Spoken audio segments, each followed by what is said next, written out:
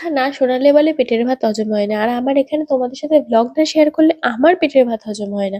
কি করবো বলো? বড্ড বাজে স্বভাব হয়ে গেছে। আর কিছু বলার কোনো লাভ নেই। আমি এখানে একটু গোলাপ ফুল নিয়ে নিয়েছিলাম কারণ সেদিকে যাচ্ছিলাম আমি বান্ধবীর বউ ভাতে। আর সেখানে প্রচন্ড awkward সিচুয়েশন আমার লাগছিল। কেউ সোয়েটার পরে আসেনি। আর আমাদের ওখানে একটুখানি বৃষ্টি পড়াতে এত ঠান্ডা পড়ে গেছিল মনে হচ্ছে যেন কোন ভাগাড় থেকে আমি উঠে এসেছি। এত ঠান্ডা ছিল সেদিনকে যে সোয়েটার পরেই আসতে হয়েছিল। যাই হোক আমি অনেক কষ্টে সোয়েটারটা খুলে গুপচি মুপচি মেরে মানে কোনোভাবে ব্যাগের ভেতর ঠেসে ঠুসে ঢুকিয়েছি। আর এখানে সবাই তত্ত্ব নিয়ে চলে এসেছে।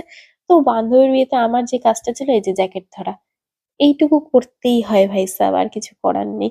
আর এখানে সামান্য একটুখানি খাবার দাবার নিয়ে নিয়েছিলাম ফার্স্টে। তারপরে এই যে আমার বন্ধু বান্ধবীগণ সবাই হা হা হা হা করছে, কিন্তু আমাকে বাড়ি যেতে হবে তাড়াতাড়ি।